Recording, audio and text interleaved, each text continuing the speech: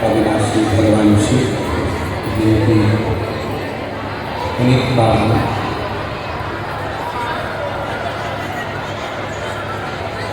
श्री महापुराण की कथा संपूर्ण विश्व के कल्याण है। बाबा देव महादेव की कृपा से आपको उनको श्रवण करने का सौभाग्य प्राप्त हो गया। ब्रज की ये पवित्र भूमि जहाँ भगवान शिव की कृपा से भगवान शंकर की पवित्र शिव महापुराण की कथा श्रवण करने का अवसर मिला। बड़े सौभाग्यशाली हैं आप सभी जो भगवान देव महादेव की पवित्र कथा इस ब्रजमंडल में कौशी कला के अंतर्गत श्रवण करने का सौभाग्य मिला। कथा के मुख्य नाम श्री सुभाष चंद्र अग्रवाल जी बासनी, श्रीमती रेणु अग्रवाल जी, श्री सौरभ अग्रवाल जी बासनी, श्रीमती सोनल अग्रवाल एवं समस्त अग्रवाल परिवार एवं समस्त शिवभक्त परिवार कौशिकला जिला मथुरा एक बार यजमान परिवार के लिए जोरदार तालियों का स्वागत जिन्होंने इस पवित्र शिव महापुराण की कथा को आयोजित कर आपको हमको कृतार्थ किया।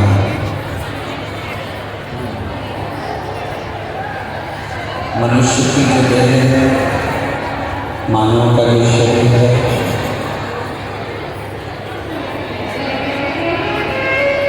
बड़ी मुश्किल से प्राप्त होती है।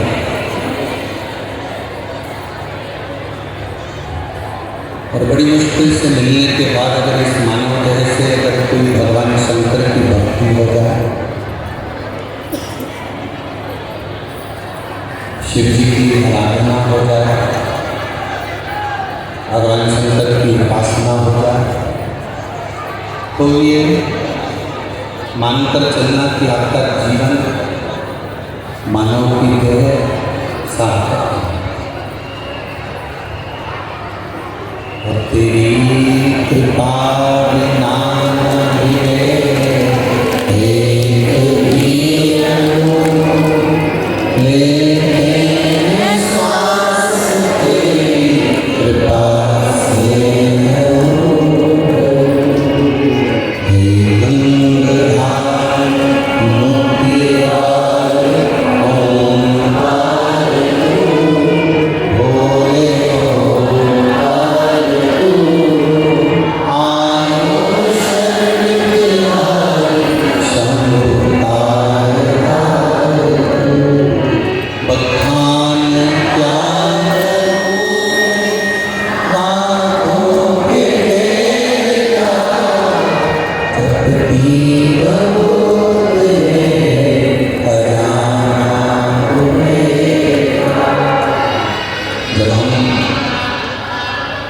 भगवान शिव की अविरल भक्ति को प्राप्त करते हैं,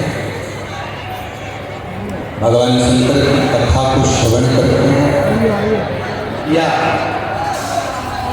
भगवान शिव के मंदिर तक जाकर एक लोटा जल चढ़ाते हैं, तो शिव महापुराण की कथा कहती है कि आप जैसे पारस को लोहा छू ले, पारस को लोहा छू लेता है तो वो सोना बन जाता है। उसी तरह जब ये सांसारिक मनुष्य इस मृत्यु लोक में जन्म लेने वाला ये साधारण सा मानव जब एक लोटा जल चढ़ाने के लिए देवदेव महादेव के पास जाता है और शिवलिंग का स्पर्श या जल चढ़ाते समय जल का कलश का स्पर्श हमारे महादेव से हो जाता है, तो बाबा की कथा करती है आप साधारण नहीं रहते, आप भी कीमती हीरे बन जाते हो और सोने जैसे।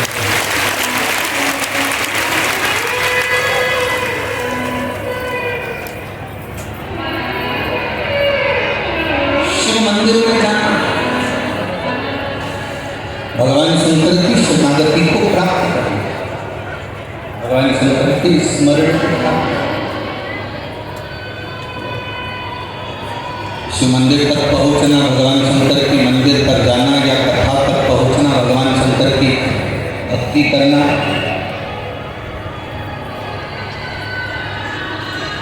ये शिव की कृपा के बिना संभव नहीं हो सकता। भगवान शंकर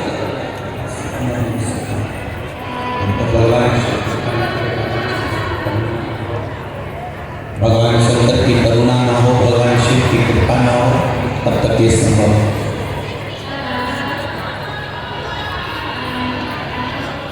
आपसे एक बात पूछें, आप उत्तर देंगे, हमारा विश्वास करता है अगर आपको कोई आशीर्वाद देता है, बुजुर्ग लोग जब आशीर्वाद देते हैं तो कहते हैं 100 साल जियो, बोलते ही नहीं बोलते। भगवान की कृपा हो जाए आप 100 साल जियो, भगवान की करुणा हो जाए, भगवान आपकी आयु बढ़ाए, खूब जियो, 100 साल तक खूब राज करो, बाबा की कृपा।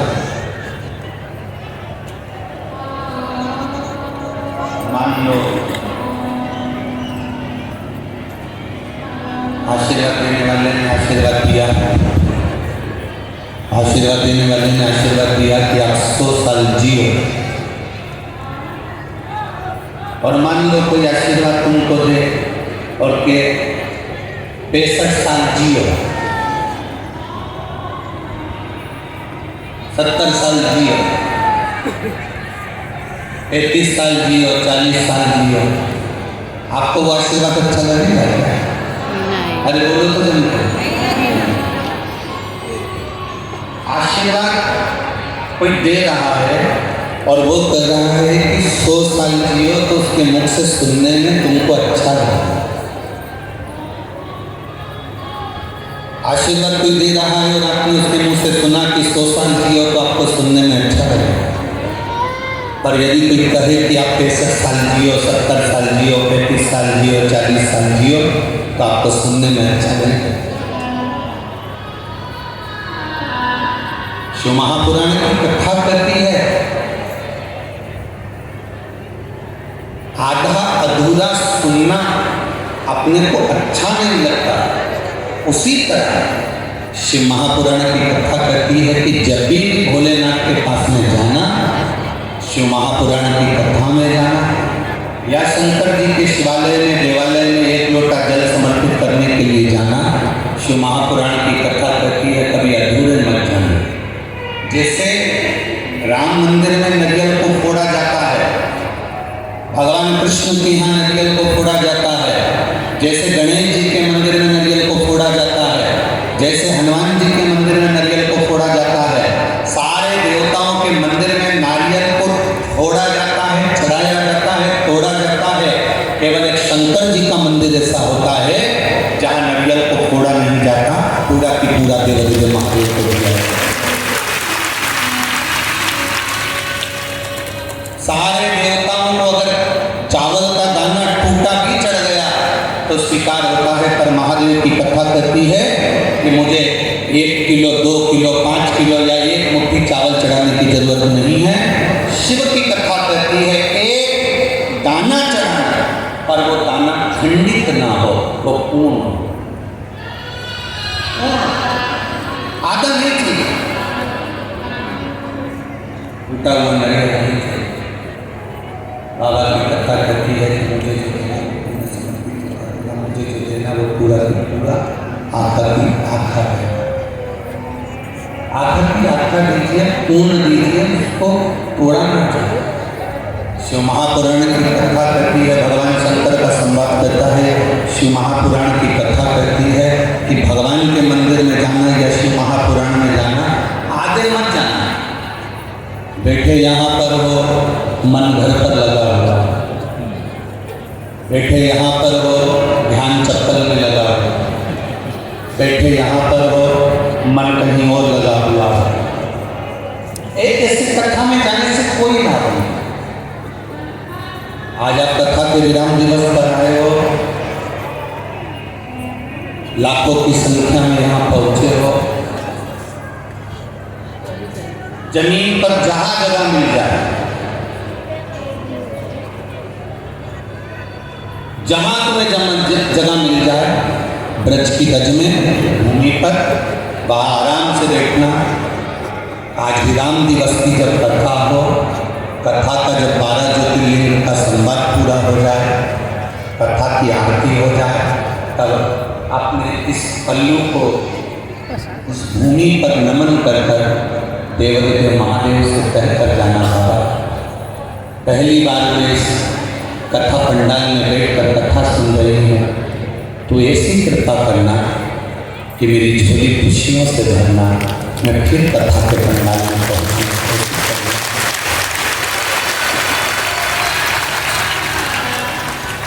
उससे विनय कर,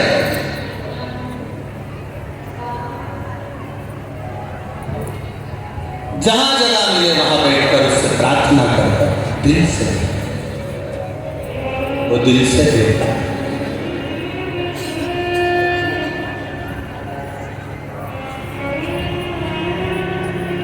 वो देने में कमी नहीं करता, उसको पूर्ण समर्पण चाहिए। अधूरा समर्पण मेरे माँ बाप को नहीं चाहिए।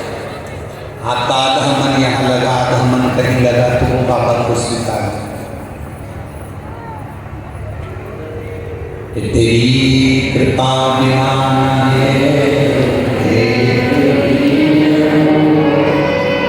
बाबा को पूर्ण समर्पण आपका, आपकी पूर्ण भक्ति, पूर्ण विश्वास, पूर्ण दृढ़ता, पूर्ण भरोसा मेरे महादेव को चाहिए।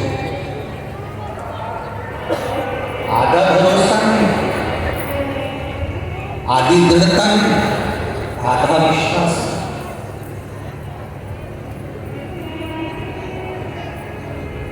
एक पति पत्नी नाव में घूम रहे थे, जहाज में, और जहाज में घूमते घूमते पति पत्नी दोनों जहाज में जा रहे थे। जाते जाते जहाज में समुद्र के अंदर भयंकर लहरें चालू हो गई, सुनामी लहरें।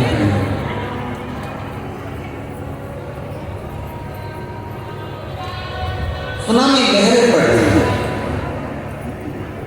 पत्नी ने देखा कि पति ना जाने कहाँ गया, और यहाँ तो लहर चल रही, और मैनेजर ने अनाउंस कर दिया है, पायलट ने अनाउंस कर दिया है, जहाज चलाने वाले उस नाविक ने अनाउंस कर दिया है कि ये जहाज आधे घंटे के अंदर डूबने वाला है।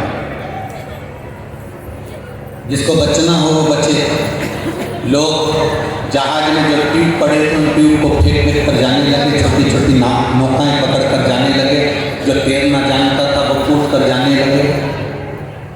मैनेजर बार बार अनाउंस कर रहा है कि ये जहाज डूबने वाला है। पत्नी अपने पति को ढूंढती ढूंढती पहुंची, तो ऊपर जहाज पर जाकर देखा तो पति खड़ा था, सुनामी लहरों का आनंद ले रहा है। सुनामी लहरों का सुख ले रहा है। पत्नी ने अपने पति से कहा, सुनो, जहाज चलाने वाले उस मैनेजर ने कह दिया है, पायलट ने कह दिया है कि ये जहाज डूबने वाला है। सब अपने अपने बीवी बच्चों को बचा रहे हैं, सब अपने अपने परिवार को बचा रहे हैं। चलो आप भी हमें बचाइए, चलो आप भी हमें बचाओ। पति लहरों का आनंद ले रहा था, उसने अपनी पत्नी की बात का सुना। तरह उसने अपनी पत्नी की बात को नहीं सुना, तो बस केवल सुनामी ले रहा हूँ, कष्ट ले रहा है, सुनामी ले रहा हूँ, आनंद ले रहा हूँ।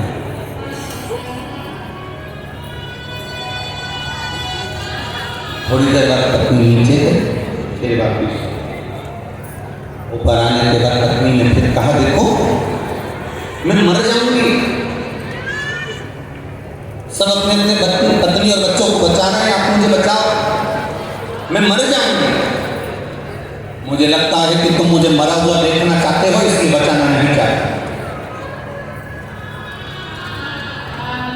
तुम मुझे मरा हुआ देखना चाहते हो, इसलिए मुझे बचाना नहीं चाह रहे।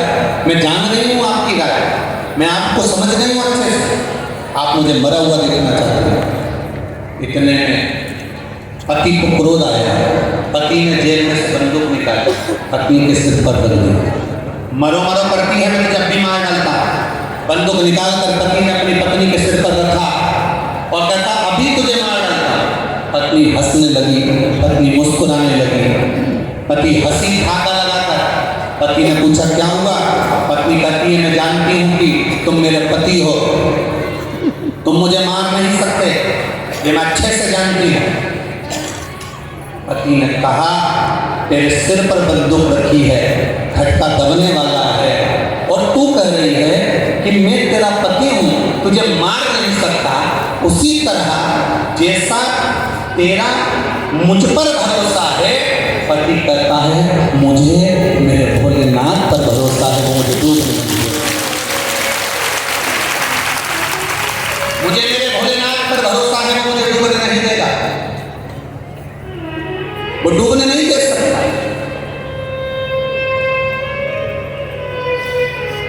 भरोसा टूटे कैसे? एक पत्नी ने लिखा है, गुरु जी,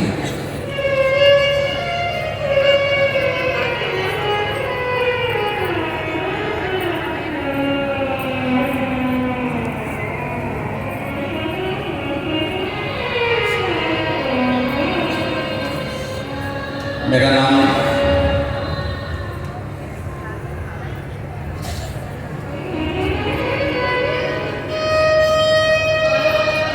शिवानी गुप्ता है, मैं उत्तर प्रदेश छिबरामऊ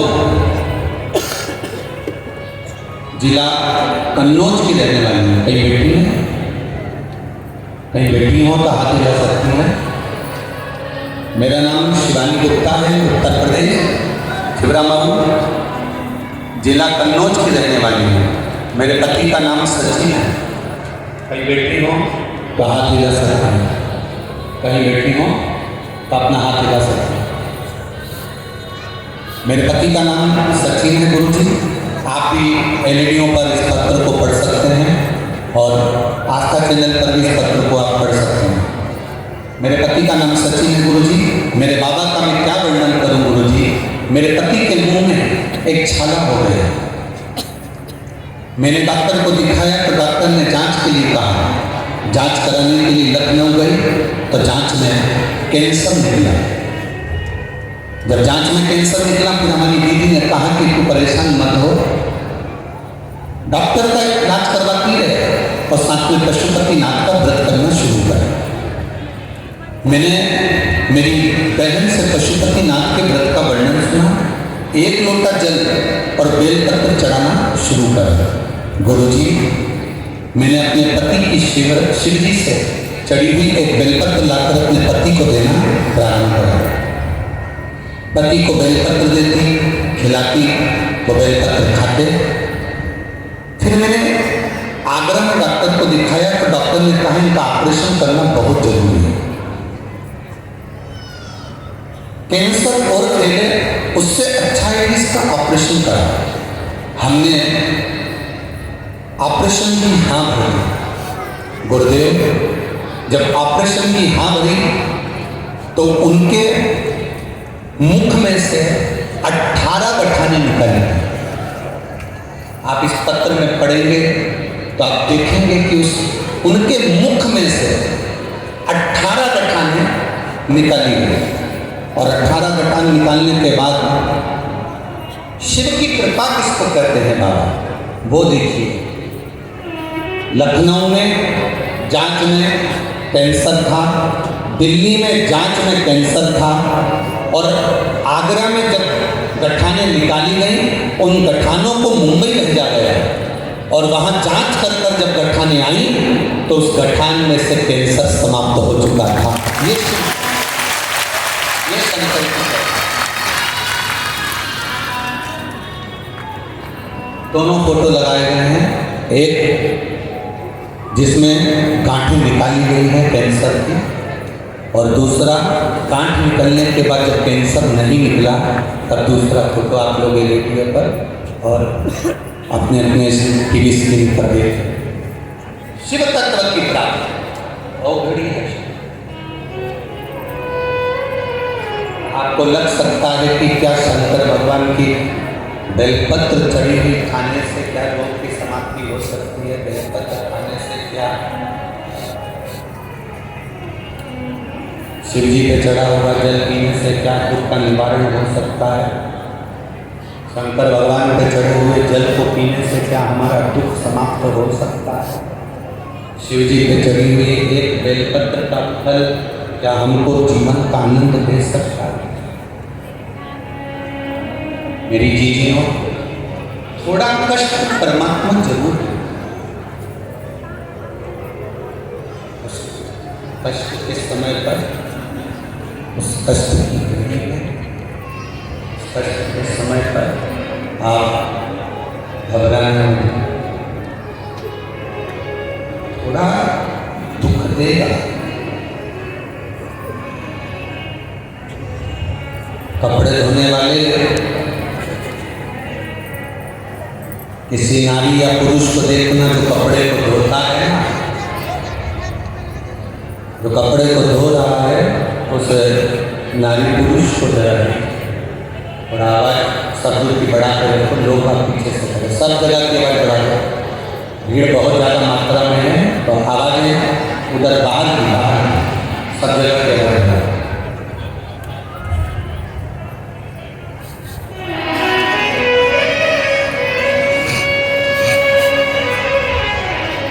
कपड़ा धोने वाला कपड़ा धोता है, उसमें कास्टिक डालता है, सर्फ डालता है, कास्टिक डालेगा, सर्फ डालेगा, उसको धोए, कूटेगा, रगड़ेगा, पीटेगा,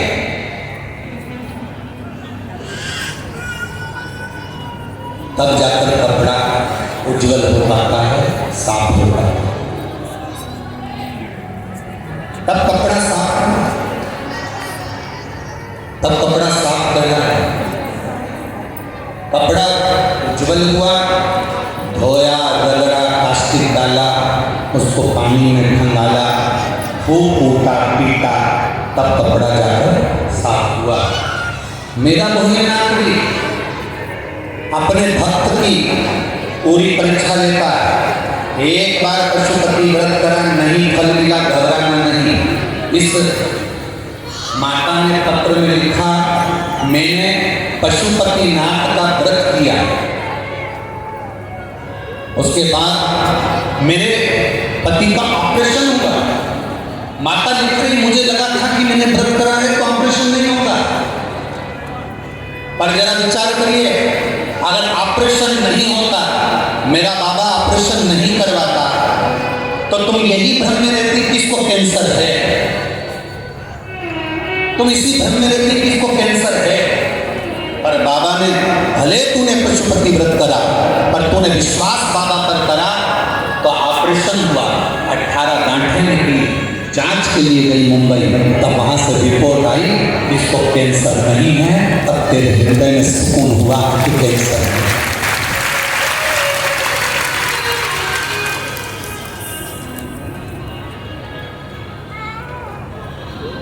हमें दोष होने के बाद भी हमारा परमात्मा यदि हमारा साथ दे रहा है, हमें बहुत पाप कर्म होने के बाद भी अगर वो साथ दे रहा है तो उसमें उसका धन्यवाद देना चाहिए। एक पत्र और है, देखिए उस पत्र में क्या लिखा।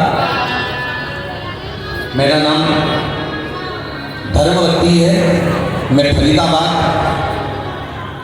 सारण गांव से आई हूँ। कहीं बैठी हो तो हाथ हिला सकती हैं, अगर कहीं बैठी हो तो हाथ हिला सकती हैं। मेरा नाम धर्मवती है। मैं फरीदाबाद सारंग गांव से आई हूँ। 18/2/2023 को मैं सीहोर के कुबेरेश्वर धाम गई थी। वहाँ से मुझे जो मिला गुरु जी, मैंने जिंदगी में कभी नहीं सोचा था कि क्या कुबेर भंडारी इतनी जल्दी भंडार कर देता है। मेरे छोटे बेटे की एक आंख में रोशनी नहीं थी, एक आंख में जब रोशनी नहीं थी, कहीं बैठी हो तो हाथ हिला सकती है, अगर कहीं बैठी हो तो हाथ हिला सकती हो। कहाँ? हाँ ठीक है, जगह चेंज करने का मजा नहीं। श्री शिवाय नमस्ते। वापिस एक बार हाथ हिला। गुरुदेव, मेरे छोटे बेटे की एक आंख में रोशनी नहीं थी, बचपन से ही उसकी आंख की रोशनी नहीं थी। डॉक्टरों ने बोला था इसकी आंख में बचपन से रोशनी नहीं है और ये ऑपरेशन के बाद भी रोशनी नहीं आएगी, क्योंकि इसकी आंख बचपन से ही बेकार है। जब डॉक्टरों ने हाथ टेक दिए, मैं उसे रोज 1 लोटा जल देती और वो सुबह से भगवान देवादित्य महादेव को चढ़ाता रहता। बाबा का जल आंखों में लगा था। बाबा, तब किसी के कहने पर मैं सीहोर गई, वहां से रुद्राक्ष लाई, उसका पानी लगाती और उस पानी को शिव जी पर चढ़ाती और शंकर भगवान को चढ़ाते चढ़ाते उसकी आंखों में लगाती। गुरुदेव, मैं बाबा का क्या गुणगान करूं गुरुदेव। कभी जिंदगी में भूतों ना भविष्य थे, वो मेरे बाबा ने कहा। मेरा लड़का कहता था, माँ कभी क्या मेरी सरकारी नौकरी लग सकती है, क्योंकि मेरी एक आंख से तो दिखता भी नहीं, एक आंख मेरी बेकार। पर गुरुदेव, बाबा बाबा है। शिव जी पे चढ़ाया हुआ जल उसकी आंखों में लगाना प्रारंभ करा। सीहोर के रुद्राक्ष को गलाकर पानी चढ़ाकर आंखों में लगाती। बाबा ने ऐसी कृपा कर दी गुरुदेव, उसकी आंख की रोशनी धीरे धीरे बढ़ना प्रारंभ हो गई और जो बचपन से आंख गई उसकी रोशनी बढ़ी और बाबा की कृपा से सारी जांचें होने पर मेरे बेटे का सिलेक्शन, जो सोच नहीं सकते कि इसकी आंख नहीं थी, और बाबा की कृपा से इंडियन आर्मी में मेरे बेटे का सिलेक्शन हुआ। मैं बाबा को बधाई देना आपको, एक बार दोनों हाथ मिला दीजिए। हर हर। बैठिए। शंभू की कृपा ओघड़ कानी दया।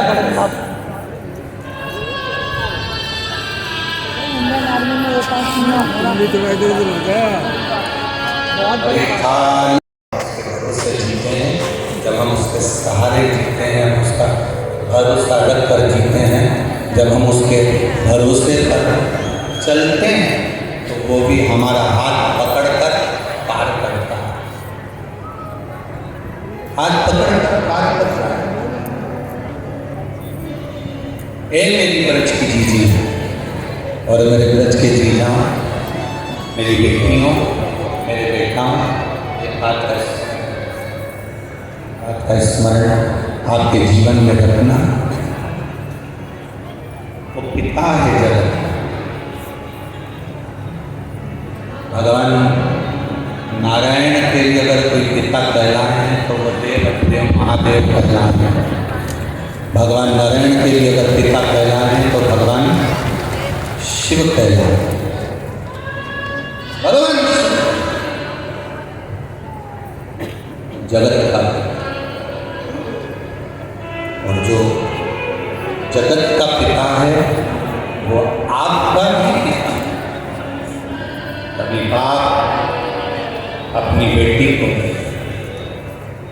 कभी पिता अपने पुत्र को, पुत्री को कभी दुखी नहीं देख सकते। आप इतना जरूर करो कि उसके मंदिर में रोज 1 लोटा जल चढ़ाना प्रारंभ करो। मैं बेटियों से कहूँगा, बेटियों से कहूँगा, संकोच मत करना कि हम इतने पढ़े लिखे, हम अप टू डेट, हम इंग्लिश स्कूल में पढ़ रहे हैं, हम CBSE कोर्स से पढ़ाई कर रहे हैं, हम ऐसा कर रहे हैं, मैंने इतना अच्छा एजुकेशन किया, सब कुछ करा, पर एक बार बाबा पर भरोसा कर देखो, एक बार उसकी शरणागति में जाकर देखो, जो सुख तुमने कभी नहीं पाया होगा वो उसके चरणों से प्राप्त होगा।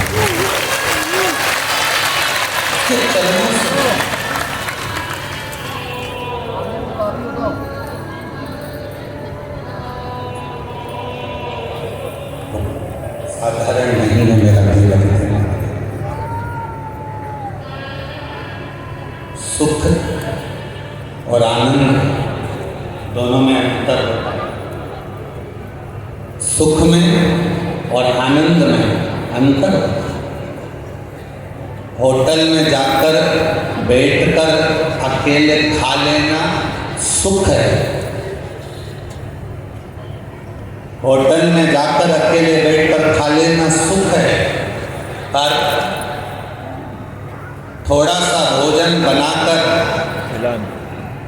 ले जाकर पूरे परिवार के साथ बैठकर खा लेना आनंद है। स्वयं खाना प्रति, छुड़ाकर खाना विकृति और बांट कर खाना ये मेरे भारत देश की संस्कृति है। ये संस्कृति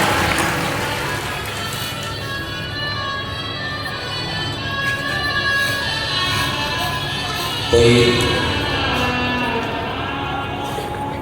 कल सौरभ भैया अग्रवाल जी कह रहे थे, सौरभ भैया कल कह रहे थे शाम के टाइम पर, गुरु जी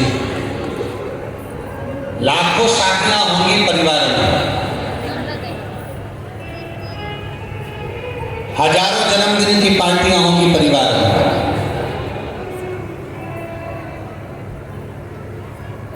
हजारों शादी की सालगिरह मनाई जाती होगी परिवार में, पूरा परिवार बहुत बड़ा है, पर गुरुदेव जो आनंद इस शिव महापुराण की कथा में 7 दिन मिला वो आनंद जिंदगी में। हमने कहा सौरभ भैया आपके माता पिता का पुण्य है, आपकी धर्म पत्नी का पुण्य है, परिवार का पुण्य है, और हम तो कहेंगे श्री सुभाष चंद्र अग्रवाल जी आपके माता पिता का कोई पुण्य है, दादा परदादा का कोई पुण्य है, जो ये ब्रज की धरा पर दामोदर मास कार्तिक महीने में ये 7 दिवसीय शिव महापुराण की कथा ये लाखों भक्तों के कानों में श्रवण करें। जितना बना, जिस भक्त से जितना बना उसने, उस भक्त ने उसकी इतनी सेवा की। कार्यकर्ताओं ने भी दिल से जैसी जैसी सेवा बन सकती थी वैसी। हाईवे के इतने नज़दीक इस कथा का होना बहुत कठिन काम है। यह हमारे जीवन की पहली ऐसी कथा है जो हाईवे के इतने नज़दीक हो रही है, और जिसको पुलिस प्रशासन ने इतना बढ़िया तरीके से संभाला कि शायद कोई नहीं संभाला,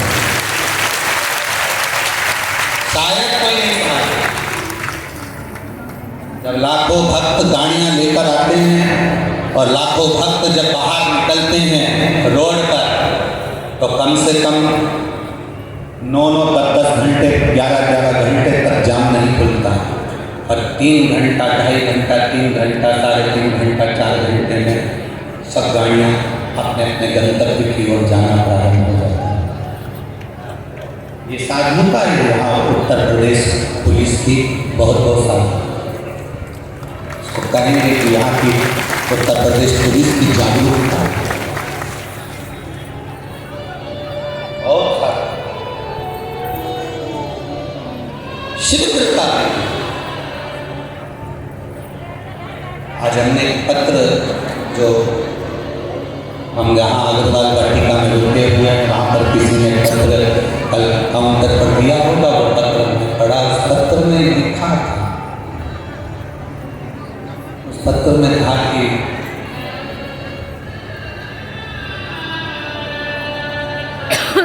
मेरे पोते के दिल में छेद है, वो 9 साल का है,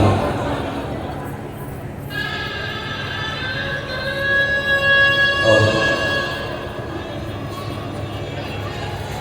वो 9 साल का बेटा है, उसके दिल में छेद है। पत्र हम जहाँ रुके हैं अग्रवाल वाटिका में वहाँ रखा, और मेरा पोता 9 साल का, उसके बेटा है, उसका पोता नहीं बेटा, उसके हृदय में छेद। बहुत गरीब हैं हम, मैं दूसरे के यहाँ पर बर्तन मांजती हूँ और बर्तन मांजने का कार्य करती हूँ। डॉक्टर ने बेटे के ऑपरेशन का बोला है और ऑपरेशन कराने का कहा।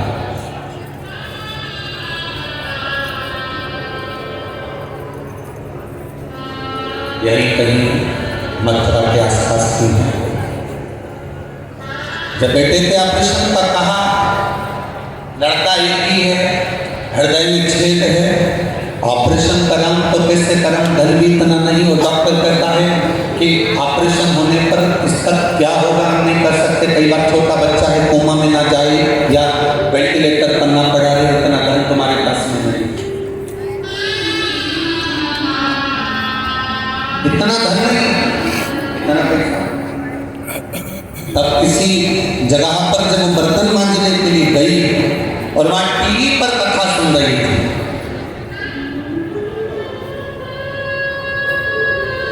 और वो सेठानी के साथ में जमीन पर बैठकर कथा सुनने बैठ गई। और कथा में उसने पीपल के पत्ते का उपाय श्रवण कर लिया। उस दिन उसको उपाय मिल गया कि पीपल के पत्ते का अग्रभाग का सेवन, वो उसने सुन लिया। सुख सुंदरी का स्मरण कर उसने अपने बच्चे को कराना प्रारंभ करा।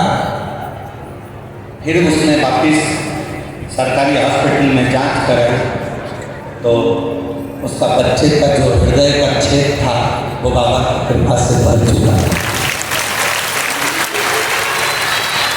उसने रवे का हलवा एक स्टील की कटोरी में प्लेट से ढका हुआ, उस पर सेलो टेप चिपका हुआ भेजा था। जो कहीं बैठी हो तो उसके स्मरण में रहे, और ठाकुर जी ने भोग लगा दिया है। और बाबा ने पत्र में लिखा,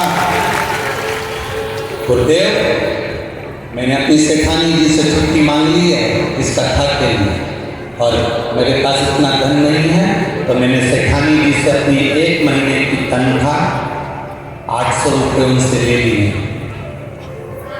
800 रुपये मैंने तनख्वाह ली। तो सेठानी ने पूछा ये तनख्वाह का क्या करेगी, इतनी जल्दी तो दिवाली में नहीं आई। कहा, बोले बाबा आ रहे हैं हमारे कोसी में, तो मैं छोटा सा भंडारा, 800 रुपये में भंडारा होता है, 800 रुपये में कोई भंडारा होगा। 800 रुपये का मैं तेल मिलाई, आटा मिलाई, और गुरुदेव मैं 3 किलो आटे की पूरी बनाकर लाकर मैंने बहुत सारे लोगों को खिलाया। क्योंकि मेरा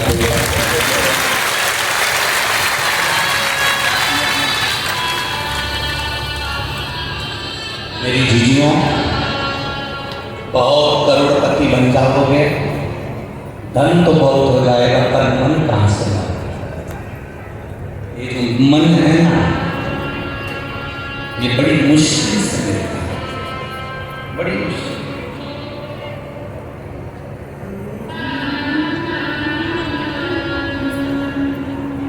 ये कोसी की कथा में हरियाणा से, दिल्ली से, नोएडा से, मथुरा से, गोवर्धन से, बरसाना से, आसपास के गांव से, आगरा से, कहीं अलवर से, ना जाने कहाँ कहाँ से लोग आए। कोई खिचड़ी बांटता रहा, कोई पूड़ी बांटता रहा, कोई बिस्कुट, कोई पानी, कोई कुछ धन्य है। माँ ने लिखा अपने पत्र में, मेरा बाबा कोसी आया है। उसने लाइन बड़ी सुंदर लिखी, मैं मेरे मायके नहीं गई क्योंकि मेरे मायके में मुझे पूछा नहीं जाता। ऐसा लगता है मेरा पिता मेरी कोसी में आया है तो मेरा मायका यही है, मैं मेरे बाबा के मायके। आपका भरोसा इतना पक्का है, आपकी दृढ़ता इतनी पक्की है, जब विश्वास दृढ़ हो जाता है कि शिव है हमारे साथ, मेरा शंकर है, मेरा ओढ़नी है, फिर वो भटकने नहीं देता, वो डूबने नहीं देता।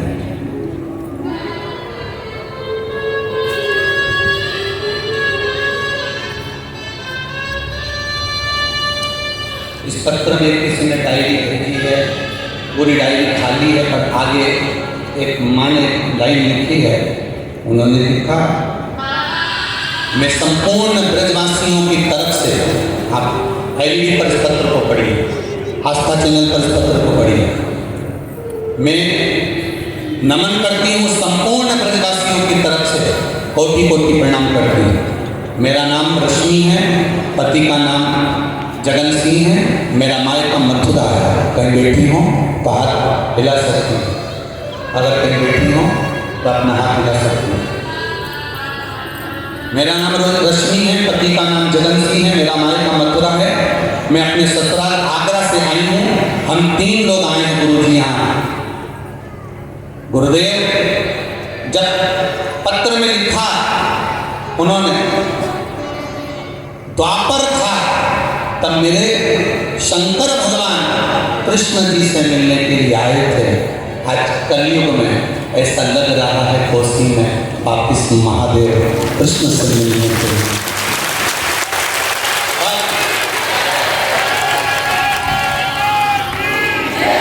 आज लग रहा है कि मेरा शिव वापिस इस वृक्ष की धरा में मेरे ठाकुर से मिलने के लिए। ये विश्वास, आपकी दृढ़ता। कष्ट आ सकता है जीवन में, जब दुख आए, कष्ट आए, दुकान 4 दिन नहीं चलती, 8 दिन नहीं चलती, तकलीफ आ जाती है, हम ना जाने कहाँ जाकर भटक जाते हैं। कोई ने कह दिया वहाँ चले जाओ, वो बाबा भभूति दे देगा तो उससे तुम्हारा काम हो जाएगा।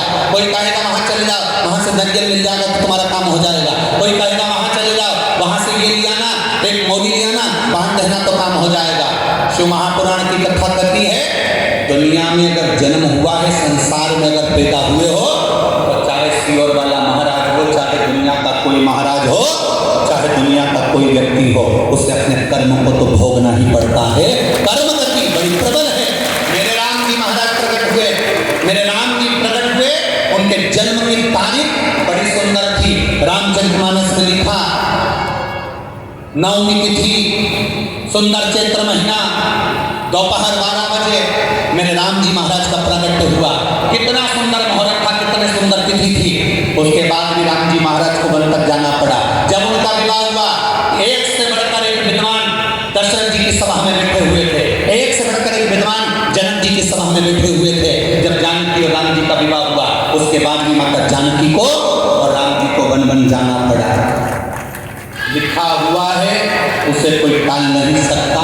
बस इतना जरूर है, राम जी के जीवन में भी जब तकलीफ आई तो राम जी ने केवल एक काम करा, रामेश्वर धाम की स्थापना कर लंका पर जब चढ़ाई करी तो जीत कर वापिस आए। भगवान कृष्ण के जीवन में अगर तकलीफ आई, 16,108 रानियां थी, एक भी रानी से जब औलाद नहीं हुई, 16,108 रानियों से गर्भ नहीं ठहरा, संतान नहीं हुई, तब भगवान कृष्ण ने गर्गाचार्य बाबा को बुलाकर भगवान शंकर की पूजन कराई।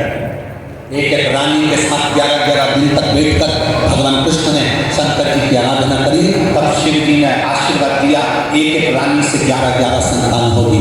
10 छोरा, 1 छोरी, 1,77,186 भगवान कृष्ण के बच्चे हुए। शिव जी की कृपा से संतान की प्राप्ति हुई। जब कहीं ना कहीं जीवन में इंद्र को तकलीफ हुई, तब शिव की आराधना करी। गरुण वरुण जितने देव हैं संसार के, 33 कोटि देवताओं को निकाल कर देखिए, जिसके जीवन में तकलीफ आई, स्वयं नरसिंह भगवान का अवतार हुआ, स्वयं नरसिंह भगवान प्रकट हुए, क्रोध समाप्त नहीं हुआ। लक्ष्मी जी को देखा, लक्ष्मी जी रो पड़ी, करूं तो करूं क्या। लक्ष्मी जी से देवर्षि नारद ने कहा शिव जी की आराधना करो। लक्ष्मी जी ने शंकर जी की आराधना करी। शिव जी ने आकर पूछा, क्या चाहती हो? मेरा पति क्रोध कर रहे हैं, नरसिंह भगवान बन गए, सबको फाड़ रहे हैं, सब तोड़ रहे हैं, कुछ कृपा कर दो, मेरे पति का क्रोध समाप्त कर दो। तब भगवान शंकर ने सर्वेश्वर अवतार धारण करा, नरसिंह भगवान को अपने पंजों में उठा लिया और पंख से उड़ते उड़ते बद्रिकाश्रम की अलकनंदा नदी में डाल दिया। तब जाकर नरसिंह भगवान का क्रोध समाप्त हुआ। लक्ष्मी जी को कष्ट लगा तो उन्होंने शिव की आराधना करी। एक बार स्वयं भगवान कृष्ण के जीवन में जब तकलीफ आई तो शिव की आराधना करी। जब राधा, स्वयं राधा,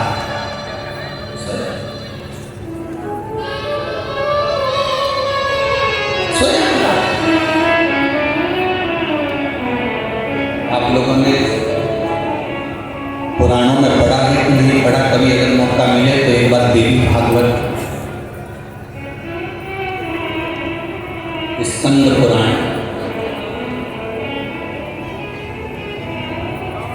ब्रह्म वैवर्त पुराण,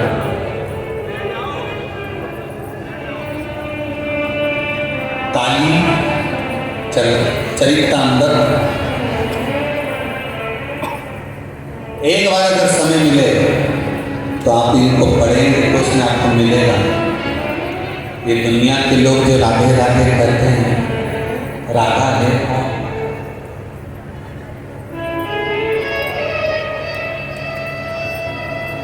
है कौन राधा? कभी काली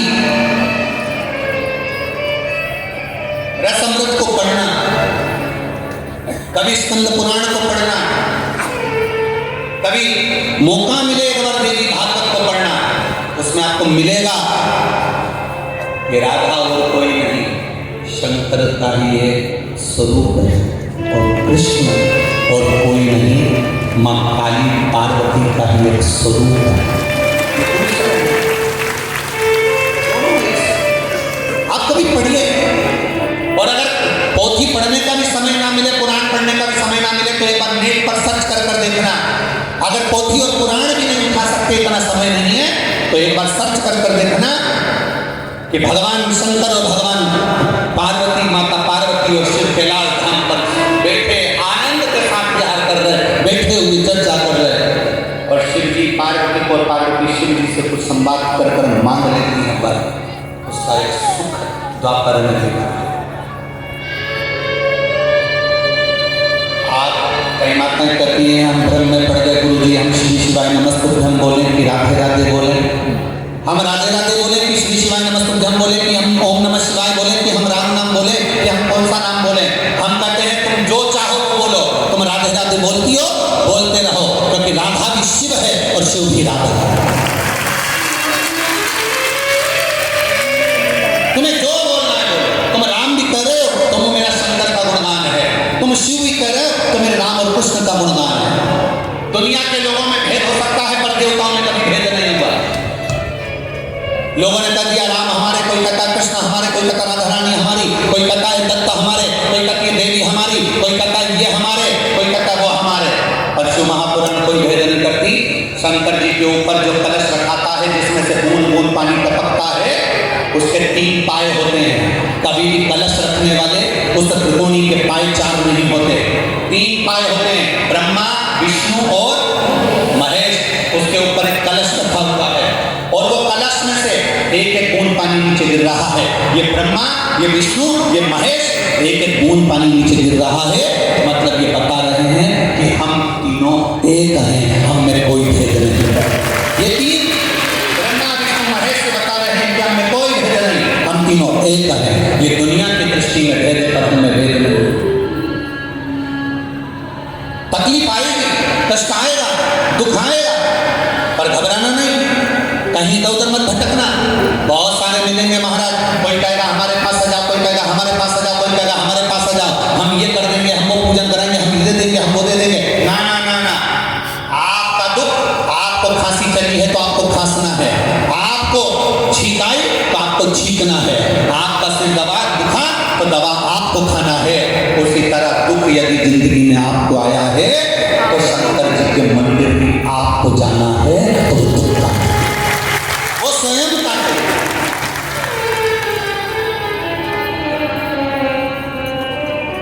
अच्छा आपसे पूछें, हे ब्रजवासियों, हे मेरी जीजियों, हे मेरे जीजाओं और मेरी बेटियों, मेरे भाई, मेरे बेटे, बताएं जब घर में कर्जा बढ़ जाता है, बहुत ज़्यादा कर्जा हो जाता है, तो घर में जो सोने की रकम होती है, जो सोने का सामान होता है, वो सुनार की दुकान पर चले जाए।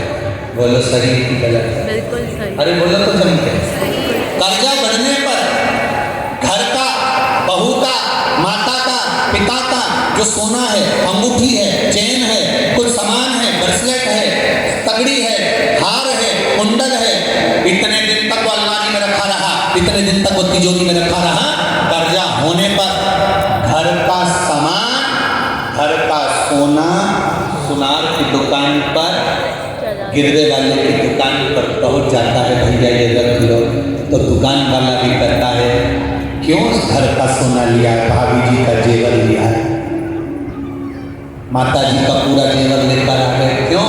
तो उसने कहा बहुत दुख का समय चल रहा है, इसलिए सोने को तुम्हारे पास लेकर आया। बहुत दुख का समय चल रहा है, कर्जे में हो गया, दुख का समय है, तकलीफ का समय है, इसलिए घर का सोना जो अलमारी में रखा रहता था, वो घर का सोना, घर का जेवर सुनार की दुकान पर पहुंच जाता है। दुख की घड़ी में, तकलीफ की घड़ी में घर का सोना जब सुनार की दुकान पर जा रहा है, तो ये कथा कहती है दुख की घड़ी में सोना दुकान पर जाए उससे अच्छा है दुख की घड़ी में आप महादेव के मंदिर तक जाओ, तो जीवन की साथ। सोना दुकान पर जाने से तुम्हें सुख का अनुभव कितना होगा, कितना खर्चा छूटेगा। अगर सोना दे भी दोगे, थोड़ा बहुत सोना अगर दे दोगे, थोड़ा बहुत पैसा आ जाएगा, तो पूरा कर्जा थोड़ा ना छूट जाएगा। पर देव महादेव की भक्ति में लग गए, भगवान शंकर के गुणगान में लग गए। उस माने लिखा कि एक आंख खराब हो गई थी, बचपन से आंख में दिख नहीं रहा था, तो भी जब इंटरव्यू देने का समय आ गया, तब इस अवस्था में क्या आंख ठीक हो सकती है? जो बचपन में नहीं, जो जवानी में ठीक हो सकती है? पर विश्वास अटल था, भरोसा पक्का था, इसलिए बाबा ने कृपा भी की, विश्वास कर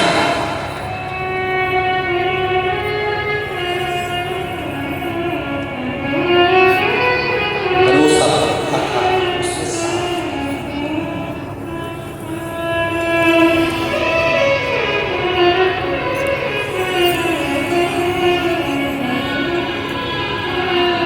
अधूरी शादी में अगर आप आधी शादी छोड़कर अपने घर चले जाओगे, तो केवल खाना खाकर जाओ, बोलो सही है?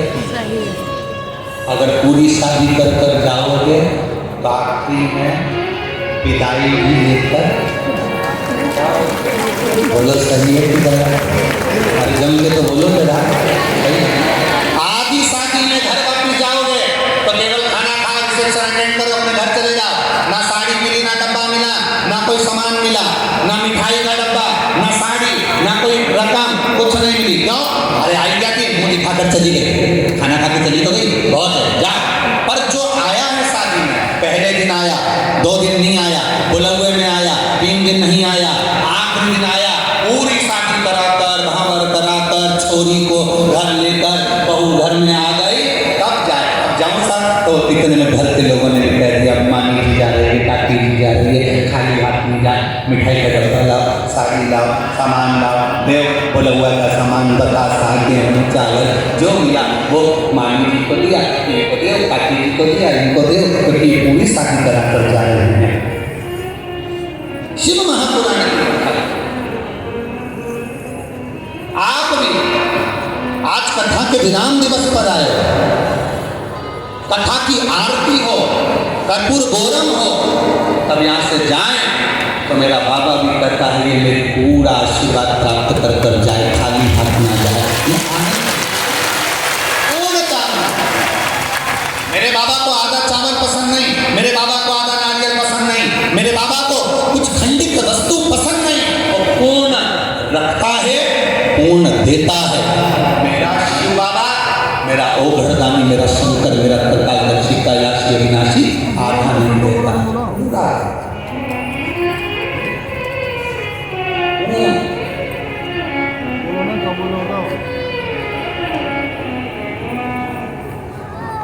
मेरे बाबा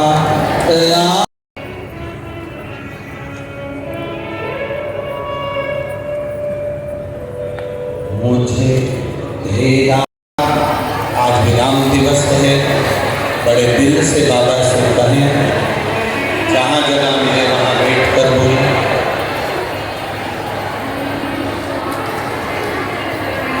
जहाँ स्थान मिल जाए वहाँ बैठ जाओ, दिल से आओ सब।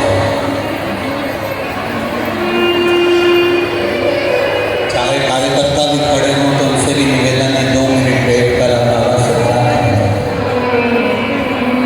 बार बार तो हमारा इधर आना नहीं होगा, पर बाबा की कृपा सब पर हुई है, बड़ी करुणा हुई है, और दिल से बाबा से प्रार्थना करो।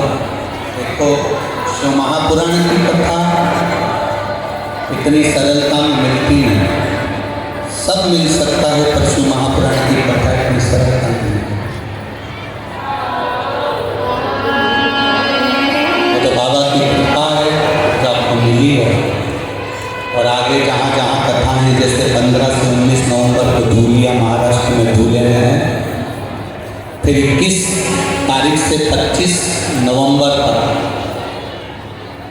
कार्तिक के ही महीने में सुंदर पचवीगन, कार्तिक के पीछे पीछे के 5 दिन का जो आनंद है, कहते हैं पूरे कार्तिक महीने का फल मिल जाए। तो भगवान राम जी जिस पंचवटी में पहुँचे थे, ऐसी पंचवटी नासिक में 21 नवंबर से 25 नवंबर तक सुंदर शिव महापुराण की कथा नासिक की पवित्र भूमि पर माँ गोदावरी के पास जहाँ से त्र्यंबकेश्वर भी नज़दीक में है, तो बाबा का एक ज्योतिर्लिंग का भी भाव हो जाएगा। और सुंदर नासिक की धरा पर 21 से 25 नवंबर तक कथा, 28 नवंबर से 2 दिसंबर तक गदरवा धाम सुंदर आनंद के साथ में श्री डॉक्टर हनुमान जी के चरणों में कथा रहेगी। 5 दिसंबर से 11 दिसंबर तक बड़े जटाधारी जलगांव महाराष्ट्र में शिव महापुराण की कथा रहेगी। 16 दिसंबर से 20 दिसंबर तक अमरावती में रहेगी। तो ये तो शिव की कृपा है। आज कोसी वालों को ये कथा मिली बाबा की कृपा से। दिल से प्रार्थना करो, जहाँ जगह मिल जाए वहाँ पे, और सब साथ में बोलना, बाबा से प्रार्थना दिल से करना, भाव से निवेदन करना।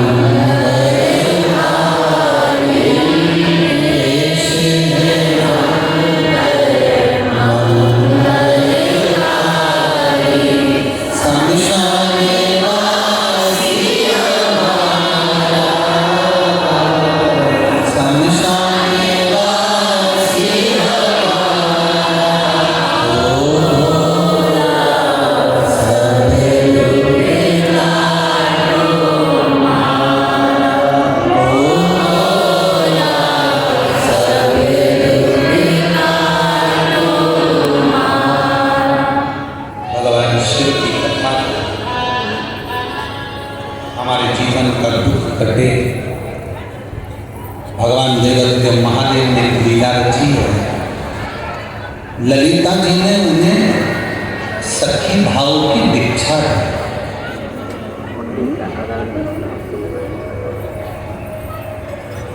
अब ललिता जी ने जब सखी भाव की दीक्षा दे दी तो ललिता जी तो भगवान शंकर की भी गुरु, शिव जी का एक गुरु ललिता जी के भाव में गया। जब कृष्ण राधा का दर्शन नहीं होता तब ललिता जी का स्मरण होना चाहिए। राधा जी की अष्ट सखियों में से एक सखी ललिता जी, और इनको राधा जी की सखी बनकर भगवान शंकर का सबसे पहले ब्रजभूमि पर दर्शन हुआ तो ललिता जी को रास मंडली। क्यों? क्योंकि ललिता जी के जो पिता थे विष्णु, वो भगवान शंकर के बड़े भक्त, शिव के भक्त। जैसे कथा की जो शुरू होती है, शिव महापुराण जब प्रारंभ होती है तो उसमें देवराज नाम के ब्राह्मण की कथा आती है।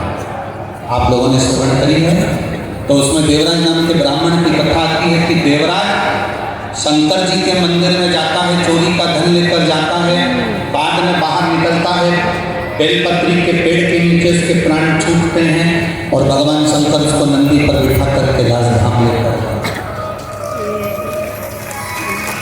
शिव उसको कैलाश धाम लेकर। पर देवराज ने देवादिदेव महादेव से पूछा, मैं ब्राह्मण के घर में जन्म लिया परंतु मैंने कभी ब्राह्मण कर्म नहीं किया। मैं ब्राह्मण के घर में जन्म लेने के बाद भी मैंने कभी ब्राह्मण कर्म नहीं करा। झूठ मैंने बोला, बेईमानी मैंने करी, छल करा, प्रपंच करा, कपट करा, सब कुछ चोरी करी, एक बार भी मैंने कोई पुण्य नहीं करा। फिर देवराज शंकर जी से पूछ रहा है कि मैंने कौन सा पुण्य कर दिया जो आप मुझे नंदी पर बिठा कर कैलाश धाम लेकर जा रहे हैं? वो पुण्य कौन सा? ऐसा कौन सा पुण्य मैंने कर दिया जो आप मुझे नंदी पर बिठा कर कैलाश धाम ले जा रहे हो? तब शंकर भगवान ने कहा, देवराज तेरी माता, तेरी माँ, तेरी माता मेरी आराधना में लीन रहती है।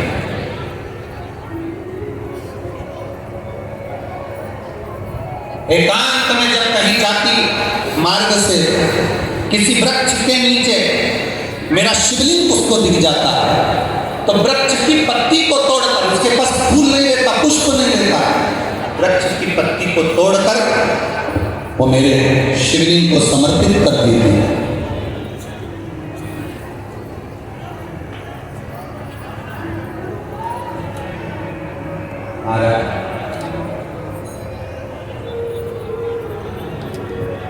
आपको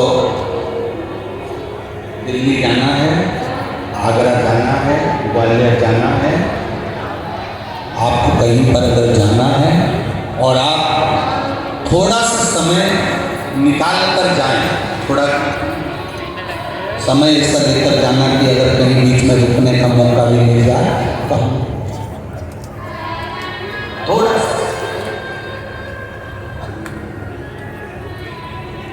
और जाते जाते फोर व्हीलर से जा रहे हो, गाड़ी से जा रहे हो और कोई ऐसा शिवलिंग किसी पेड़ के नीचे मिल गया जहाँ कोई भी नहीं है, सुनसान अकेला मेरा महादेव वृक्ष के नीचे बैठा है, अकेला शिव, और वहाँ आपने दर्शन किए, मन में आ गया गाड़ी में कोई कपड़ा पड़ा हो, पोछा था, उस आसपास में केवल पोछा ही लगा दिया, साफ नहीं कर दिया।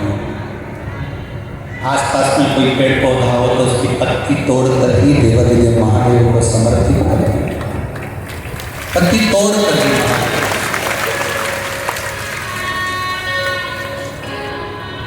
एकांतेश्वर महादेव को चढ़ाया गया एक पत्ता, एकांतेश्वर महादेव को चढ़ाया गया एक बूंद जल, एकांतेश्वर महादेव का किया गया एक बार दर्शन हमारी 71 पीढ़ी तक चलता है और उसका पुण्य हमारी 71 पीढ़ी तक।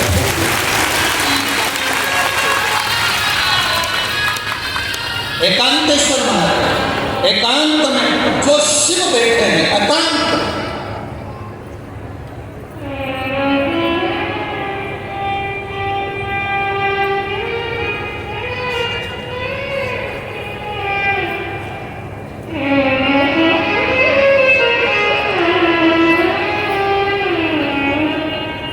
कभी आपके जीवन में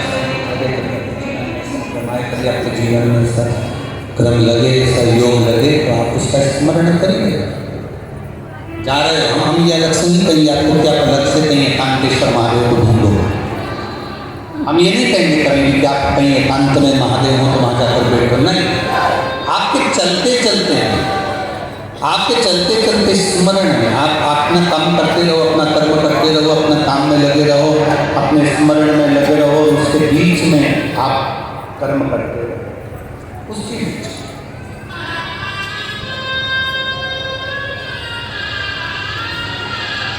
एकांतेश्वर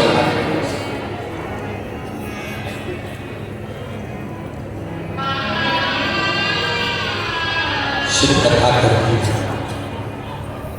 हम तो यहाँ तक कहेंगे, अगर मेरी बहनों से मेरे भाइयों से निवेदन है, जिसका बच्चा मंद बुद्धि हो,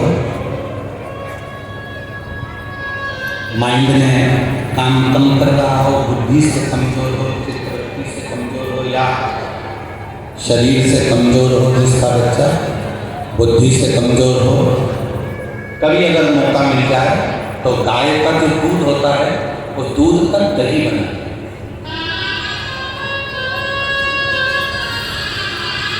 थोड़ा सा दही का निर्माण कर कहीं एकांत का शिवलिंग अगर आपको कहीं दिख जाए, एकांत अकेला बैठा है मेरा देवर महादेव, तो एकांतेश्वर महादेव पर 5 बेलपत्र पहले समर्पित करें, फिर जो दही आप बनाकर लेकर गए हैं वो एकांतेश्वर महादेव को समर्पित करें। उस बेलपत्र को, उस दही को वापिस शिवलिंग पे से उठाकर डब्बे में या कटोरी में लेकर आए, शिवलिंग अच्छे से स्नान कराकर चंदन पूजन कर दही लेकर जाए, और जो दही लेकर आए हो, जो बुद्धि से कमजोर व्यक्ति है, अगर बन सके प्रदोष के दिन कर लोगे तो ज़्यादा लाभदायक हो, सोमवार के अष्टमी को कर लोगे तो ज़्यादा लाभदायक हो, या 12 महीने हर महीने शिवरात्रि आती है, कोई सी शिवरात्रि पर करोगे तो ज़्यादा लाभदायक हो।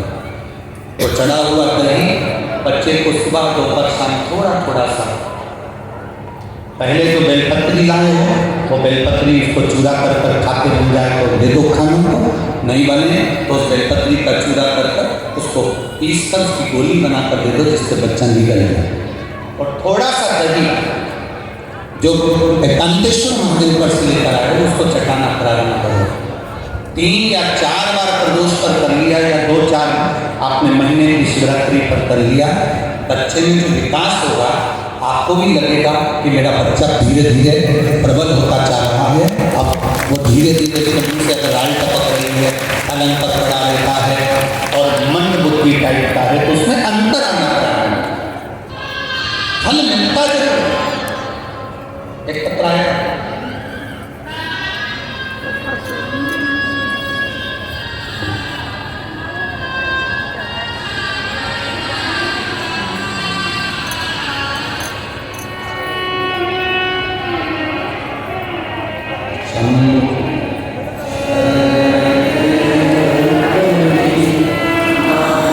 इटावा जसवंत नगर की रहने वाली, अपने बच्चों का गरीबी में गुजर बसर करती हैं। कोई कमाने वाला नहीं है, बच्चे बहुत छोटे हैं, बच्चों के जो पिताजी हैं वो शांत हो चुके, अब बच्चों के पिताजी भी नहीं हैं गुरुदेव, और छोटे छोटे बच्चे हैं, उनका मैं गुजर बसर कर लूँ। कहीं बैठी हूँ तो हाथ हिला सकती हैं। मेरा नाम संगीता है और मैं जिला इटावा जसवंत नगर की रहने वाली हूँ।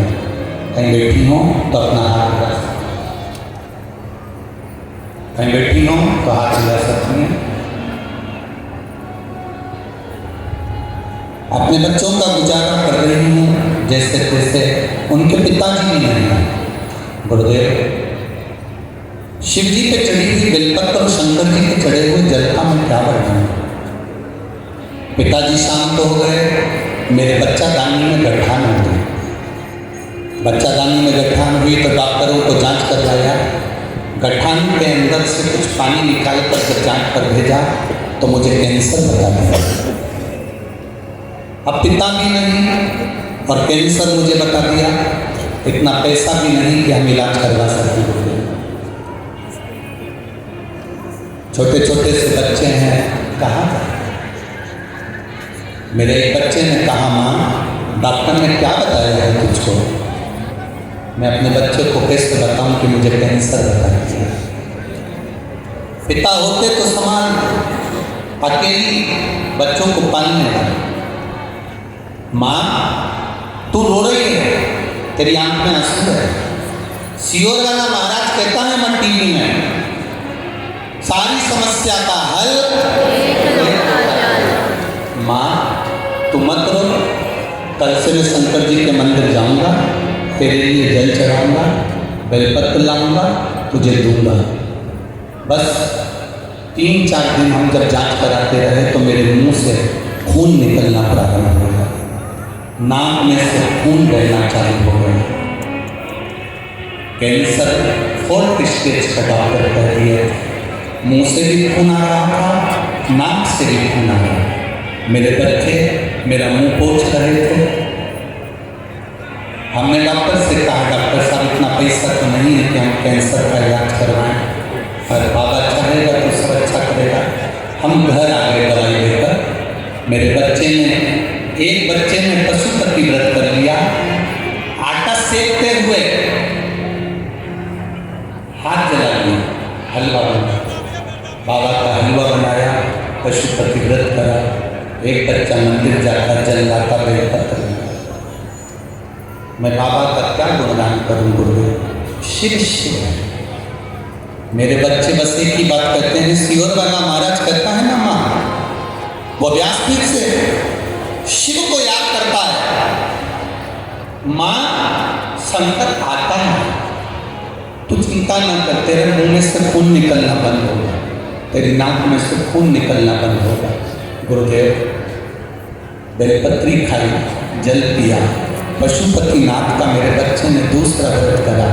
हम जांच कराने के लिए वापस हॉस्पिटल गए, फिर वापस पानी निकाला गया, फिर भेजा गया।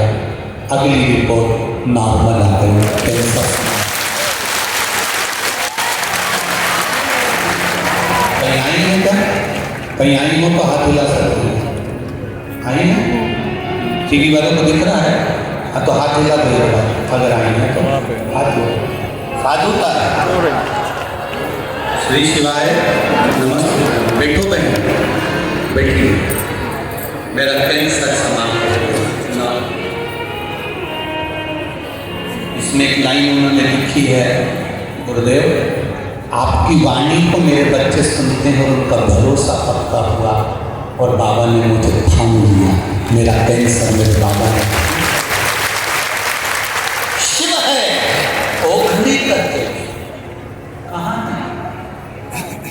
इस स्थान पर नहीं।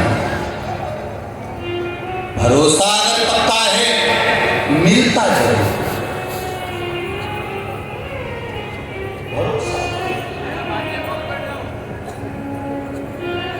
मैं उन बच्चों को धन्यवाद दूंगा जिनके हृदय में शिव के प्रति इतना भाव जागृत है।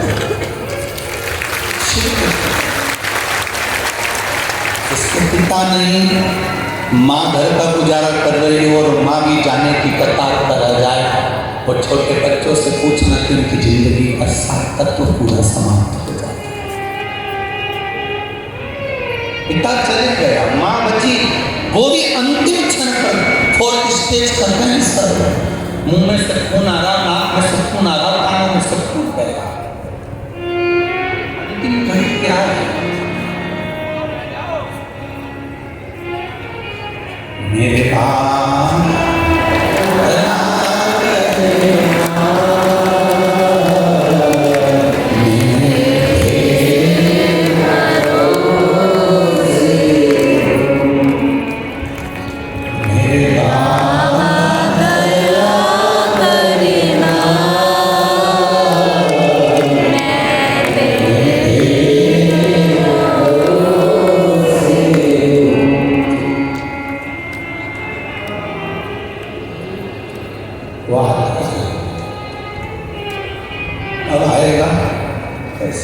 चढ़ेगा उसके ऊपर। इस महापुराण में कहीं भभूति नहीं है, कहीं बेल नहीं है, कहीं नारियल नहीं है, केवल शिव।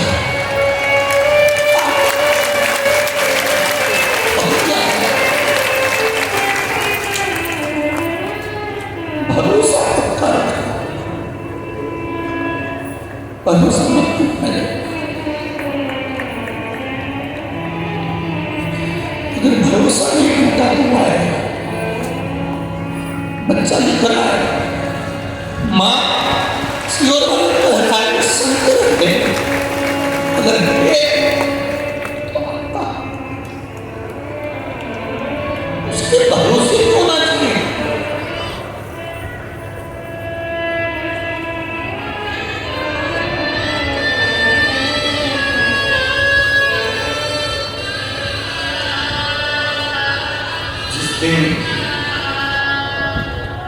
हमारी आंखें शंकर को पहचान जाएगी, भटक न छोड़ दो। उस दिन तुम भटक न छोड़ो जिस दिन तुम्हारे नेत्र शिव को पहचान। जब तक शंकर को नहीं पहचानोगे ना, कुछ नहीं मिलेगा, कुछ नहीं। शंकर जी को जल चढ़ाना कोई ढोंग करेगा, कोई बेलपत्री खाने को ढोंग करेगा, कोई हमको टोटका वाला महाराज कर देगा, कोई ढोंगी कर देगा, सब चलेगा। पर आपसे तो केवल इतना निवेदन है, शंकर को जल चढ़ाना अगर ढोंग है तो वो ढोंग हमको पसंद है। शंकर को बेलपत्र चढ़ाना अगर ढोंग है, शिव को जल चढ़ाने से अगर आप पर दुख मिट जाए तो वो टोटका भी पसंद है।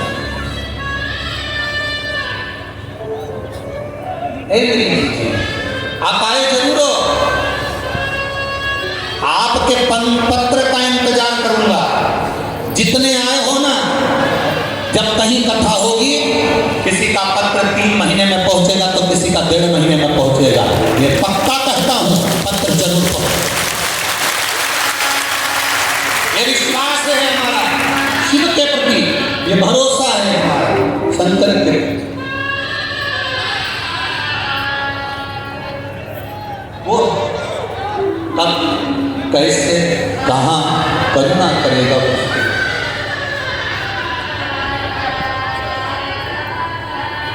अरे तेरे भरोसे मेरी कहानी। लोग कहें पिता, लोग कहें कौन है तुम्हारे साथ, अकेले हो? हम कहते अकेले नहीं। जिस समय तुम्हारे मुख से श्री शिवाय नमस्तुभ्यं निकले, उस दिन समझना कि जिंदगी का शंकर जीवन का एक सुख हमारे साथ चल रहा है, आनंद हमारे साथ चल रहा है। शिव कुमार लोग कहते हैं कहाँ का मंत्र लेकर आ गए श्री शिवाय नमस्तुभ्यं। हम कहते हैं जब तक तो देखो, जिस दिन कितना प्रारंभ करोगे, चलते फिरते मोबाइल पर भी अगर बोल रहे हो ना श्री शिवाय नमस्तुभ्यं, एक दूसरे से बात करते करते भी एक बार मुझसे श्री शिवाय नमस्तुभ्यं निकल गया तो कितना सुख देता है। वो देखिए, विद्येश्वर संहिता शिव महापुराण में लिखा है, गीता प्रेस गोरखपुर की शिव पुराण बाजार से लेकर आओ और उसकी विद्येश्वर संहिता में पढ़ो। उसमें लिखा है श्री शिवाय नमस्तुभ्यं कहने वाले मुख का अगर कोई दर्शन भी कर लेता है तो उसको अश्वमेध यज्ञ का पुण्य फल प्राप्त होगा। मुख का दर्शन, केवल चेहरे का दर्शन ही हो जाए। आओ मिला ललिता जी से कहा कि अब मुझे आप सखी भाव की दीक्षा दो। शंकर भगवान स्वयं सखी भाव की दीक्षा लिए और सखी भाव की दीक्षा लेकर भोलेनाथ भगवान देवादिदेव महादेव जब सखी भाव की दीक्षा ग्रहण कर लेते हैं तब तुरंत ललिता जी शिव जी का श्रृंगार करवाती स्वयं एकांत में शंकर भगवान मौन आनंद के साथ एकांत में आज ललिता जी ने सखी भाव की दीक्षा दी है भोले का।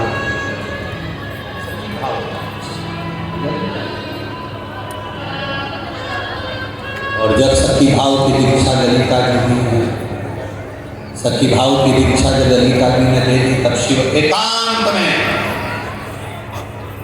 अकेले जाकर बैठ गए। 33 कोटि देवता ब्रह्मांड में विचार करने लगे कि महादेव कहाँ है, कैलाश पर नहीं मिलते। शिव कैलाश पर नहीं है, काशी में भी नहीं, केदार में भी नहीं, उज्जैनी भी नहीं, गए कहाँ, ढूंढ रहे। क्या देखा? ब्रज की रज में एकांत में जाकर एकांत, ब्रज की रज में एकांत में जब बैठे,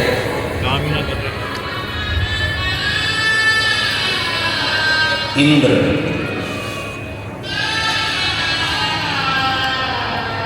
जो कंस के अत्याचार को देखकर हाहाकार कर रहा है, वरुण गरुण जो कंस के प्रकोप को देखकर, कंस के प्रभाव को देखकर हाहाकार मचा हुआ था, वो सब भगवान शिव को ढूंढ रहे हैं, भगवान शंकर को। अब शंकर तो एकांत में बैठे, एकांतेश्वर महादेव बनकर ब्रज की रज में मौन स्थिर चुप शिव की आराधना में लगे।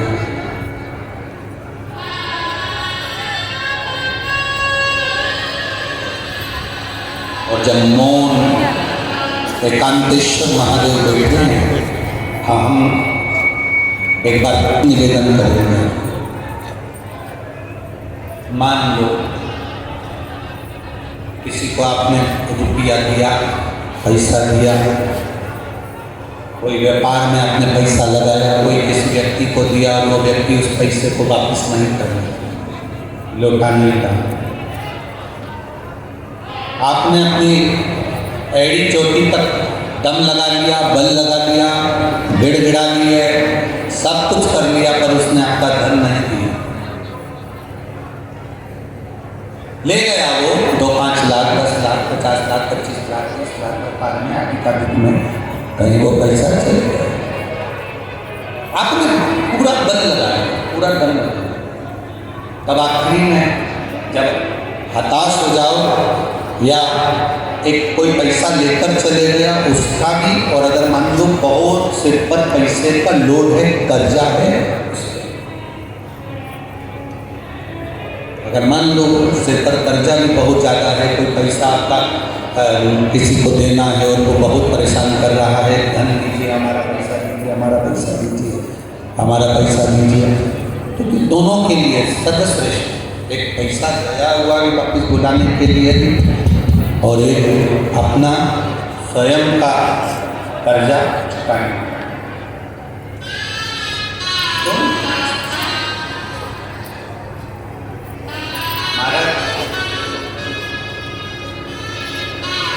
पंच बेलपत्र, पंच श्वेत पुष्प, मतलब 5 बेलपत्र और 5 सफेद पुष्प, श्वेत पुष्प,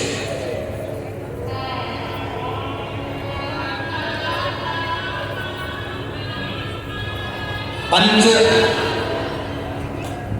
हराद्री अक्षत, मतलब 5 चावल के दाने हल्दी में भीगे, पंच बेलपत्र, पंच पुष्प और 5 हल्दी में भीगे हुए अक्षत के दाने। महाराज एकांतेश्वर महादेव, एकांत में कोई शिवलिंग हो तो, और अगर एकांत में शिवलिंग ना मिले और कोई शिवरात्रि आपके मध्य में आ रही हो, महाराज हर महीने शिवरात्रि आती है और महीने की शिवरात्रि पड़ रही हो और आपको एकांतेश्वर शिवलिंग भी नहीं मिल रहा, एकांत का कोई शिवलिंग नहीं मिल रहा, तो एकांत में कहीं जाकर एकांत के अंदर किसी मिट्टी का ही शिवलिंग का निर्माण कर कर ये 5 बेलपत्र, 5 श्वेत पुष्प, 5 हल्दी के चावल बाबा को अभिषेक पूजन करने के बाद धीरे धीरे समर्पित। क्रम क्या है? पहले हल्दी का चावल चढ़ेगा, फिर श्वेत पुष्प चढ़ेगा, उसके बाद में बेलपत्र चढ़ेगा। 5 एक साथ नहीं चढ़ेगा। हल्दी का चावल भी चढ़ेगा तो एक एक कर चढ़ेगा, और श्वेत पुष्प भी चढ़ेगा तो एक एक कर चढ़ेगा, और बेलपत्र भी चढ़ेगी तो एक एक कर चढ़ेगा। और जिससे हमें धन लेना है, जो लेकर चला गया नहीं लाकर दे रहा, जो नहीं लाकर दे रहा, जिससे हमें धन लेना है, पैसा लेना है, वो नहीं दे रहा, उसका स्मरण कर कितना है क्या है वो आप बाबा से प्रार्थना करें। जब हल्दी का चावल चढ़ाएं तब आप श्वेत पुष्प समर्पित करें तब, और बेलपत्र समर्पित करें। या हमारे माथे पर कर्जा है वो चूक के, उसके लिए भी आप बाबा से प्रार्थना करें। एक छत, एक पुष्प, एक बेलपत्र अपने झोली में बांध कर लाएं। बाकी का अगर आप एकांतेश्वर महादेव पर कर रहे हैं तो पैसा की रेसी रहने दें, और अगर शिवलिंग बनाकर पूजन कर रहे हैं पार्थिव, तो उस शिवलिंग का थोड़ी देर बाद विसर्जन। अगर पार्थिव शिवलिंग बनाकर कर रहे हैं एकांत में, एकांतेश्वर महादेव का शिवलिंग का निर्माण कर रहे हैं, तो फिर उसका विसर्जन। और अगर कहीं एकांत में शिवलिंग पहले से है तो आपको विसर्जन करने की जरूरत नहीं, आप चढ़ाकर बड़े प्रेम से प्रार्थना करके पास। एकांतेश्वर शिवलिंग एक ऐसा होता है जो हमको बहुत सुख का अनुभव कराता है।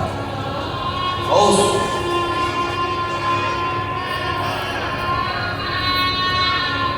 हम तो यहाँ तक कहेंगे जिसकी रीढ़ की हड्डी में गेप आ जाए, घुटने में गेप आ जाए, डॉक्टर ऑपरेशन का बोले उससे पहले भी एकांतेश्वर का पूजन करें, उसका फल मिले।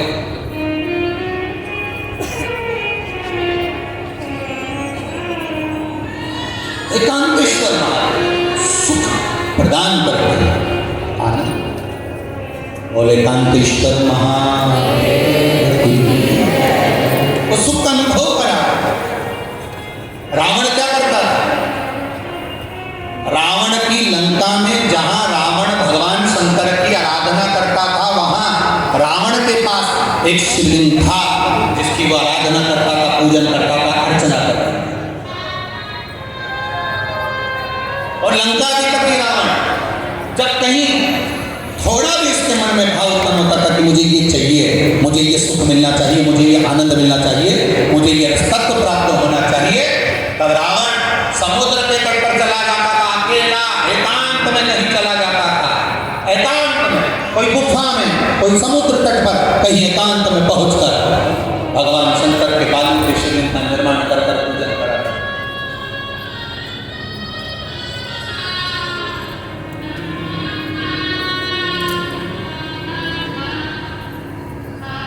कोई कहता है गुरुजी भगवान राम जी ने रामेश्वर धाम की स्थापना करी, क्या राम जी ने और भी शिवलिंग की स्थापना करी? हम कहते हैं एक बार प्रयास करना। राम पथगमन भारत की सरकार द्वारा बनाया गया है। राम पथगमन जब भारत की सरकार द्वारा बनाया जा रहा है तो एक बार प्रयास करना कि राम पथगमन पर तुम अपनी गाड़ी लेकर जाना। जहां जहां से राम पैदल वन से घूमते हुए लंका तक गए हैं, उस राम पथगमन रास्ते पर तुम जाकर देखना, जितने राम जी के मंदिर नहीं मिलेंगे उससे ज्यादा भोलेनाथ के मंदिर मिलेंगे। राम जहां रुकते थे वहां शंकर भगवान के शिवलिंग का पूजन करते थे। मेरे राम जी जहां रुकते थे वहां शंकर भगवान के शिवलिंग का निर्माण कर उसका पूजन करते। पूरे राम पथगमन में आप जाकर देखिए, पूरे राम पथगमन में आप चलकर देखो, राम पथगमन में चलेंगे, जहां जहां राम जी गए वहां शंकर की आराधना करेंगे।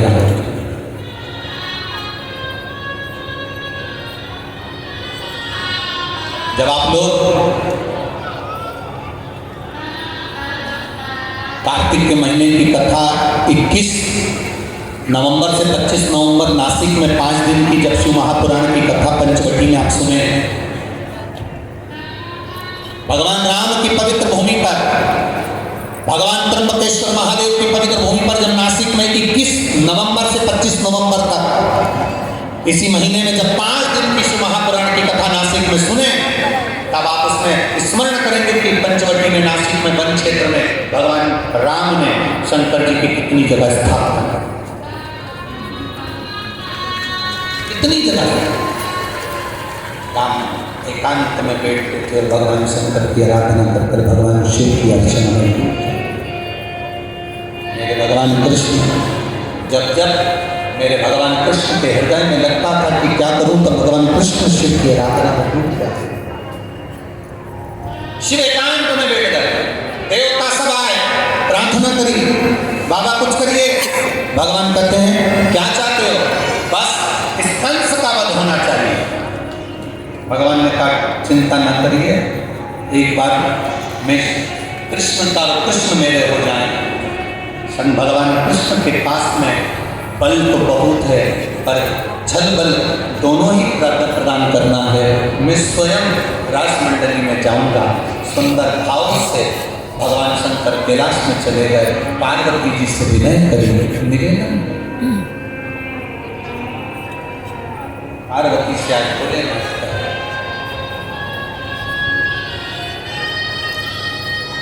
पार्वती से बोले मैं भी चलूंगा,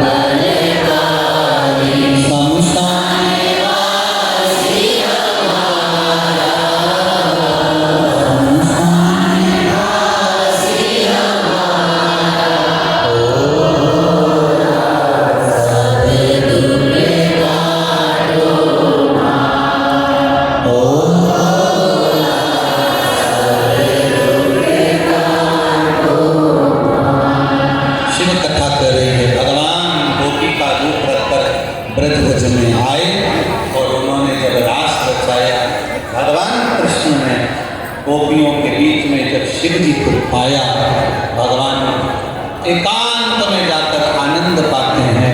भगवान कृष्ण कहते हैं गोपियों, इतने दिनों से तुम मेरे साथ में रास रचा रही हो, आज तक मैंने तुम्हारा मुंह नहीं देखा। आज मेरा मन कर रहा है कि तुम्हारा मुंह ना देखूं, तुम्हारा मुख देखूं। शंकर जी को लगा आज ही देखना जरूरी था। भगवान कृष्ण कहते हैं गोपियों लाइन से खड़े हो जा। शंकर जी की लाइन से खड़े हो गए सबसे आखिरी में। भोलेनाथ ने सोचा आखिरी में खड़ा होऊंगा, जब दर्शन करते करते आएगा भगवान कृष्ण आएंगे, मैं वहीं से खसक जाऊंगा। भगवान कृष्ण ने कहा गोपियों मैं उधर से मुझे देखना चाहती हूँ। शंकर भगवान उधर से निकले, इधर आखिरी में खड़े हो गए। भगवान कृष्ण कहने लगे मैं इधर से मुंह देखना चालू करूंगा। भगवान कृष्ण को लग रहा था ये कभी भी खसक जाएंगे, में फंसाना जरूरी है। तो भगवान कृष्ण ने जैसे कहा, शिव जी आदि गोपी उधर, आदि गोपी उधर, बीच में शंकर भगवान खड़े हो गए। मुख देखते देखते देखते देखते शिव जी के पास में पहुंचे।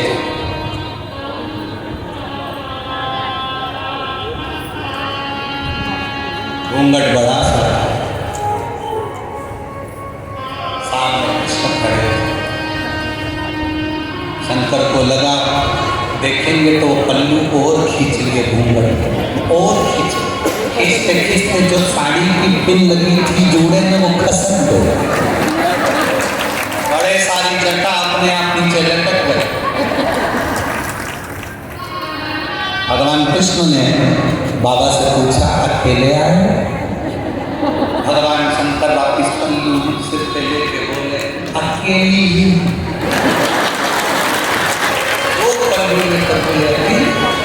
भगवान कृष्ण ने कहा, माता पार्वती को कहाँ छोड़ गया? इतने में ललिता जी पीछे से बोली, पार्वती नहीं, प्रमाण पत्र।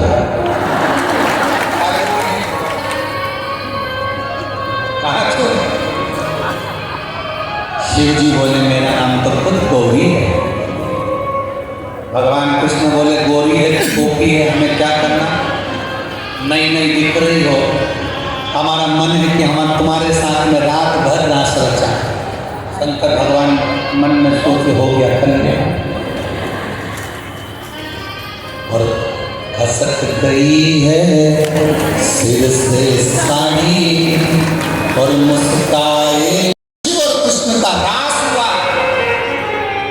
आखिरी में ब्रह्म मुहूर्त में शंकर भगवान से कृष्ण भगवान ने कहा, आज्ञा करिए, आपके आने का कारण क्या है? शंकर जी कहते हैं, इस कंस का संहार होना चाहिए।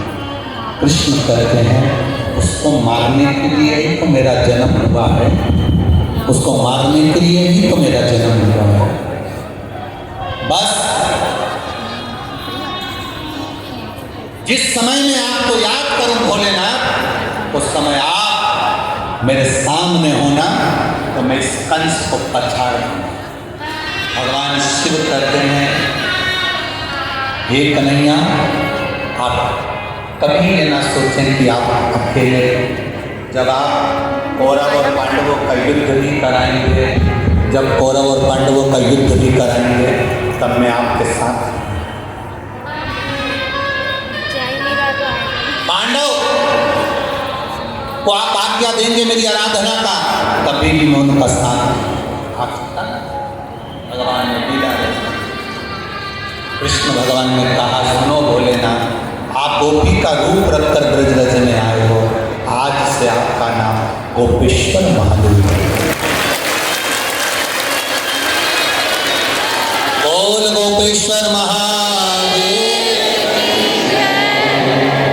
ब्रजरज की जितनी गोपियां हैं, जितने पुरुष हैं, जितने संत हैं, जितने साधु हैं, महात्मा हैं, अगर संसार में ब्रजरज में आने वाला आपका दर्शन नहीं करेगा, तो उसे गोपी का भाव नहीं आएगा, और गोपी का भाव नहीं आएगा तो मेरा भी दर्शन नहीं होगा। आपका दर्शन करते शिव गोपेश्वर